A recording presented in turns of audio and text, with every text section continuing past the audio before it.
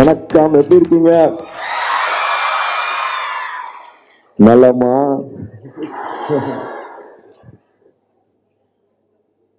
ரொம்ப ரொம்ப சந்தோஷமா இருக்கடா, உங்களால இங்க பாக்குறது வந்து ரொம்ப ரொம்ப சந்தோஷமா இருக்கேன்.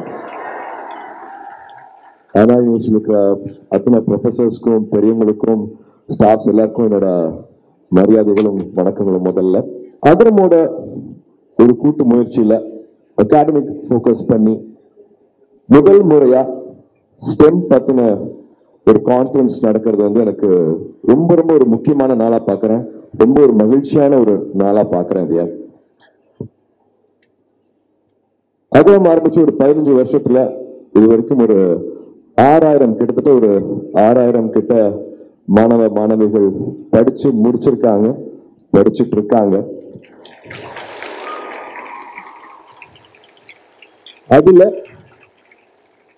அதுல 70% பேர் 70% 70% பேர் என் தங்கைகள். 70%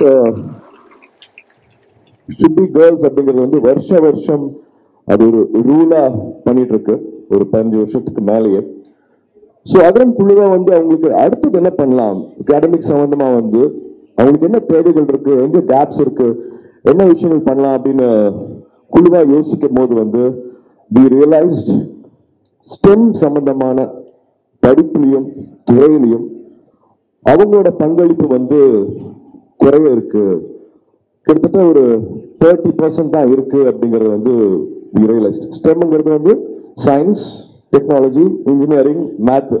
என்னடா ஒரு பிகாம் முடிச்சுட்டு இதெல்லாம் சொல்றேன்னு பார்க்காதீங்க, கொஞ்சம் ரிசர்ச் பண்ணிட்டு அதனால சொல்றேன். ஸோ இது நம்ம ஊர்ல மட்டும்தானா, இது நம்ம குழந்தைங்களுக்கு மட்டும்தானா, நம்ம சமுதாயத்துல மட்டும்தான் அப்படி இருக்கா? ஏன்னா நான் ஒரு அப்பாவை வீட்டுல பாக்குறேன், நான் என் தங்கச்சிக்கு நடக்கிறது, என் மனைவிக்கு நடக்கிறது, என் குழந்தைக்கு, என் பொண்ணுக்கு, என் பையனுக்கும் நான் எனக்கு தெரியாம பண்ற சில வித்தியாசங்கள் தான் காரணமா, அவங்களை வளர்க்குற விதம் காரணமா அப்படின்னு பார்க்கும்போது இல்லை அப்படின்னு ஒரு ரிசர்ச் சொல்லுது. உலகம் பூராவே இன்ஜினியரிங் சம்பந்தப்பட்டது, இனோவேஷன் சம்பந்தப்பட்டதுல வந்து பெண்களோட பங்களிப்பு வந்து 30% குறைவா தான் இருக்கு அப்படிங்கறத வந்து ரிசர்ச் சொல்லுது. பட் ஆனா ஸ்டெம்ங்கிறதே வந்து வெறும் ஒரு சயின்ஸ் மேத் மட்டும் கிடையாது. அது வந்து it is creativity, it is problem solving, it is innovation, it is resilience. இது எல்லாமே பெண்களுக்கு வந்து இயல்பா வரக்கூடியது. அப்படியே வரமாட்டேங்கிறாங்கன்னு பார்த்தா அதுக்கு ஒரு ரோல் மாடல்ஸ் இல்ல, எங்களுக்கு வந்து இது வந்து ஒரு எடுத்துக்காட்டு இல்ல, ரோல் மாடல்ஸ் இல்ல அப்படின்ட்டு ஒரு காரணம் வைக்கிறாங்க. ஆனா அதுவும் இல்லை அப்படிங்கிறது வந்து இந்த ஃபங்க்ஷன் வரதுக்கு முன்னாடி ஒரு சின்ன ரிசர்ச் பண்ண அதுலயும் தெரிஞ்சது. பெண்கள் நம்மளுக்கு என்னெல்லாம் கொடுத்துருக்காங்க அப்படின்னு பாத்தீங்கன்னா, வேர்ட் ப்ராசஸர் கொடுத்தது வந்து பெண்கள், கம்ப்யூட்டரைஸ்ட் புக்கிங் ஆஃப் ஏர்லைன் கொடுத்தது வந்து ஒரு பெண், solar heating system, stem cells, software that made moon landing. Neil Armstrong முதல்ல போய் ஒரு ஆனா காலை வச்சுட்டாரு, ஆனா அவர் அங்க கொண்டுட்டு போய் இறக்குனது வந்து ஒரு பெண். Medical syringe, laser contract surgeries, fridge, CCTV, diaper, dish washer, chemotherapy, computer software, airline சத்தம் வராம இருக்கிறதுக்காக, இன்ஜின் சத்தம் வராம இருக்கிறதுக்காக அது மஃப்ளர் பண்ணது வந்து ஒரு பெண், பர்த் கண்ட்ரோல், அப்புறம் நிறைய பேருக்கு பிடிக்கும் pier, call centre, car heating, காரோட வைப்பர் பண்ணது வந்து ஒரு பெண். இப்ப எல்லாருமே கனெக்டடா இருக்கிற வீடியோ கால், அதாவது வைஃபை ஆகட்டும், இப்போ அது இல்லாம இருக்கவே முடியாது இல்லையா, வைஃபை கண்டுபிடிச்சது வந்து ஒரு பெண். நம்ம இந்தியாவோட அக்னி மிசைல், அதுல முக்கிய பங்கு அளிச்சது வந்து டெசி தாமஸ், நம்ம இந்திய பெண். இஸ்ரோல மங்கள்யான் உட்பட 14 மிஷன்ஸ் வெற்றிகரமா எடுத்ததுல ரொம்ப ரொம்ப முக்கியமான இஸ்ரோல சயின்டிஸ்ட் வந்து நந்தினி ஹரிநாத் அவர்கள் 14 இயர்ஸா அவர் கான்ட்ரிபியூட் பண்ணிருக்காங்க. ஸோ பெண்களோட பங்களிப்பு வந்து ஏகப்பட்டது இருக்குது. வழக்கம் போல எல்லா இடத்துலயுமே வந்து கவனிக்கப்படுற, பாராட்டப்படுற, இல்லாட்டி பேசப்படுற வந்து ஆண்களாவே மட்டும்தான் இருந்திருக்குது. என்ன சுத்தி இருக்கிற பெண்களை வந்து நான் ரொம்ப ரொம்ப சக்தி வாய்ந்தவங்களா நான் பார்த்திருக்கேன். அது எல்லா இடத்துலயுமே நான் பொருந்தும். என்னை சுத்தி இருக்கிறேன்னா என் வீட்டுல இருந்து நான் இப்போ அகரம் ஒரு 6000 குழந்தைங்க இருக்காங்கன்னா வந்து அதுல முக்காவாசி பேர் அகரம் நடத்துறது வந்து பெண்கள். அதுல இன்னொரு முக்கியமான தாய்னா ஜெய்ஸ்ரீ சொல்லுவேன். So I really believe in women power. I believe உங்களால முடியாதது ஒண்ணுமே இல்லை அப்படிங்கறத வந்து நான் முழுமையா நம்புறது. ஏன்னா நான் 75ல பிறந்தேன். அப்ப இருந்து அப்பா வந்து 12th ஸ்டாண்டர்ட் மார்க்ஸ்க்கு வந்து யார் வந்து அதிகமாக மார்க் வாங்கணும் அவங்களுக்கு வந்து பரிசு கொடுத்துட்டு இருக்காங்க. 48 வருஷம் ஆக போகுது. இப்போ வரைக்கும் அதிகமா பாஸ் ஆகிறது வந்து பெண்கள், அதிகமா வந்து காலேஜ் படிப்பை முடிக்கிறதும் வந்து பெண்கள். அப்புறம் எங்க அந்த ட்ரீம் கேப் வருது? இது வந்து ஒரு சைலண்ட் கொஸ்டினாவே தான் எப்பவுமே போயிட்டு இருக்கு. ஒரு $1 மில்லியன் கொஸ்டினா போயிட்டு இருக்கு.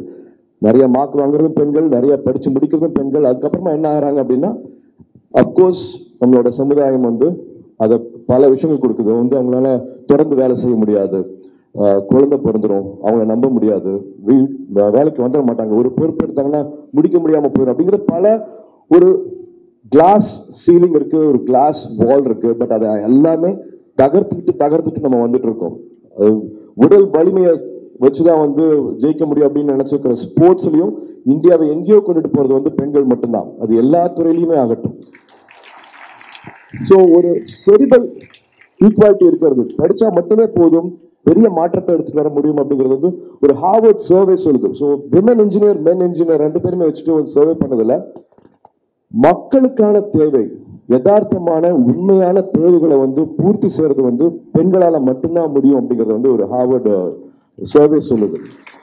ஸோ இப்போ பார்த்துக்கிற ப்ராடக்ட்லயும் வந்து வெறும் வணிக ரீதியா மட்டும் இல்லாம, லாபம் சம்பாதிக்கிறது மட்டும் இல்லாம, மக்களுக்கான உண்மையான தேவைகளை எடுத்துட்டு வர்றது வந்து உங்களால மட்டும்தான் முடியும். ஸோ அதுக்காக தான் இந்த கான்ஃபரன்ஸ், இந்த ஸ்டெம் கான்ஃபரன்ஸ்ல வந்து பல உரையாடல்கள் நடக்கும். நிறைய அகாடமிஷியன்ஸ் வந்திருக்காங்க. எல்லா டிபேட்டும் வைங்க, என்னென்ன பிரச்சனைகள் இருக்கு அப்படின்னு சொல்லுங்க. அதை எப்படி முன்னெடுத்துட்டு போறது, அதை எப்படி எக்ஸிக்யூட் பண்றாங்க வரைக்கும் வந்து அழகான டிபேட்ஸ் நடக்க போகுது.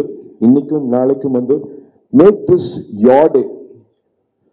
உள் மனசுல, ஆள் மனசுல நம்ம என்ன ஆகணும் அப்படிங்கறது ஏங்கி தவிக்கிறோமோ அதுவாக நம்ம ஆக முடியும். எந்த காரணங்கள் சுற்றி இருந்தாலும் அதை எல்லாத்தையும் முறைச்சிட்டு நீங்க ஒன்று முடிவு பண்ணிட்டீங்கன்னா நீங்க அது ஆக முடியும். மெட்ராஸ்ல தான் பிறந்து வாழ்ந்தாங்க இந்திரநோய். அவங்களோட புக் இருக்கு, அவங்கள படிங்க. நம்மளோட சமுதாயத்தை பத்தி, அவங்களோட குடும்பத்தை பத்தி, எப்படி அவங்க வந்து தொழில் வந்து சக்சஸ்ஃபுல்லாக. சார் பெப்சிங்கிற கம்பெனி வந்து ஏற்கனவே பல ஆயிரம் கோடி சம்பாதிச்சுட்டு இருக்கிற கம்பெனி. ஆனா அவங்க போனதுக்கு அப்புறமா அதை 2 மடங்கு ஆக்குனாங்க. அவங்களுக்கும் இதே சமுதாயம் பிரச்சனை இருந்தது, இதே குழந்தை, இதே ஹஸ்பண்ட், அத்தனையும் மாற்றி காமிச்சாங்க. மை லைஃப் இன் ஃபுல் அப்படிங்கிறது பேர் அந்த புக்கு பேரு. தயவு செஞ்சு வாங்கி படிங்க. ரொம்ப எனக்கு நடந்துட்டு இருக்கிறது அவங்களுக்கும் நடந்துட்டு இருக்கு அப்படிங்கிற மாதிரி ஆச்சரியமா பார்க்குற பல விஷயங்கள் அந்த புக்ல இருக்கும். அதை நிச்சயமா உங்களுக்கு உதவி பண்ணும் அப்படின்னு நினைக்கிறேன். So make this your day. இது வந்து உங்களோட நாளா இருக்கட்டும். Make the best use of this. இருக்கிற அத்தனை ப்ரொஃபசர்ஸ், அகாடமிஷியன்ஸ் உங்களுக்காக வந்திருக்காங்க, உங்களுக்காக நேரம் செலவு பண்ண போறாங்க. இதுல ஜெயிச்சவங்க வந்து உங்களுக்கு வழிகாட்ட போறாங்க. ஸோ இதுக்கு ரொம்ப ரொம்ப முக்கியமான காரணமா இருக்கிற விஜய் அசோக் அவர்களுக்கும், அண்ணா யூனிவர்சிட்டி இருக்கிற அத்தனை ப்ரொஃபசர்ஸ்க்கும், அத்தனை ஸ்டாஃப்ஸ்க்கும், மதிப்புக்குரிய வைஸ் சான்சலர் அவர்களுக்கும், ரெஜிஸ்ட்ரார் அவர்களுக்கும், இதெல்லாம் பண்ணி கொடுத்த அகரம் வாலண்டியர்ஸ்க்கும் மனமார்ந்த நன்றிகளை தெரிவிச்சுக்கிறோம். இது வெறும் ஆரம்பம் மட்டுமே, இது வெறும் ஆரம்பம் மட்டுமே. நீங்க என்ன ஆகணும்னு ஏங்கி தவிக்கிறீங்களோ அதுவாக ஆக முடியும். God bless, all the best.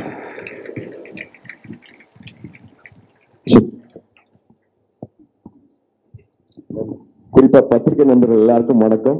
And இதை போய் தயவு செஞ்சு ஷேர் பண்ணுங்க. பெண்களுக்கு எப்பவுமே ஒரு ஆண் உழைக்கிறத விட ஒரு 50% எக்ஸ்ட்ரா ஒரு பெண் உழைச்சா மட்டுமே தான் அவங்களுக்கு அந்த அடையாளம், அங்கீகாரம் கிடைக்குது. ஆனா நிச்சயமாக ஒரு பெண், இதுல விதிவிலக்கு இருக்கலாம், ஒரு பெண்ணால ஒரு 5 ஆண்மகன் பண்ணக்கூடிய வேலையை ஒரு பெண் செய்யறதை நான் திரும்ப பார்த்திருக்கேன். பாராட்டுவோம். அவங்களை இன்னும் வேலை கொண்டுட்டு போறதுக்கு எல்லாரும் சேர்ந்து உழைப்போம். ரொம்ப நன்றி. இந்த நிகழ்ச்சியில வந்து நீங்க வந்து துவக்கத்துல வந்து ஆரம்பிச்சிருக்கிறது வந்து இங்க இருக்கக்கூடிய அனைத்து தங்கைகளுக்கும் வந்து கண்டிப்பா இன்னும் உத்வேகம் அதிகமாக இருக்கும். ஏன்னா அவங்களுக்கு நிறைய பேருக்கு தெரியணும், ஆக்சுவலா இந்த எம்பவர் கான்க்ளேவ் பண்ணும்போது யாரோ 4-5 ப்ரொஃபசர் சேர்ந்து செய்யறாங்க அப்படிங்கிறது மட்டும் இல்ல, அதுக்கு பின்னாடி நீங்களும் வந்து அதை மகிழ்ச்சியா உத்வேகத்தோட கொண்டு போயிட்டு இருக்கீங்க. இப்படியெல்லாம் வந்தா தான் அண்ணா யூனிவர்சிட்டியில வர முடியும். இல்ல நம்மளாம் லயலால படிக்கும்போது கல்ச்சுரல்ஸ் வருவோம்ல. ஸோ இந்த மேடை வந்து கல்லூரி காலங்களில் கல்ச்சுரல்ஸ்க்கு வந்திருப்போம். பட் இந்த மாதிரி கான்க்ளேவுக்கு உள்ளே வர்றது, ரெஜிஸ்டர் பண்ணி வர மாதிரி நம்ம உள்ளே வர்றது ஒரு ஸ்டேஜில் வர்றது ரொம்ப பெரிய விஷயம். ஸோ இந்த நிகழ்ச்சியை இனிதே நமக்கு வந்து துவங்கி அவருடைய ஒரு ஸ்பெஷலான ஒரு மென்ஷன் இன்னைக்கு வந்து ஏன் எம்பவர் அப்படிங்கிறத ரொம்ப அழுத்தமாக சொல்லியிருக்காரு நமது அண்ணன் சூர்யா அவர்களுக்கு மிகப்பெரிய நன்றியை தெரிவிச்சுக்கிறோம். இந்த 2 நாளுடைய முடிவு இங்கே எத்தனை பேர் என்னவா ஆறாங்கன்றது இன்னும் சில ஆண்டுகளில் நீங்கள் பார்ப்பீங்க. இங்கே இருக்கக்கூடிய இதே மாதிரி ஒரு கான்க்ளேவ்ல இந்த தங்கைகள் சிறப்பு விருந்தினராகவும் சயின்டிஸ்டாகவும் வந்து உட்காருவாங்க அப்படிங்கிறது கண்டிப்பாக நாங்கள் இன்னைக்கு பதிவு பண்ணுறோம். ரொம்ப நன்றி.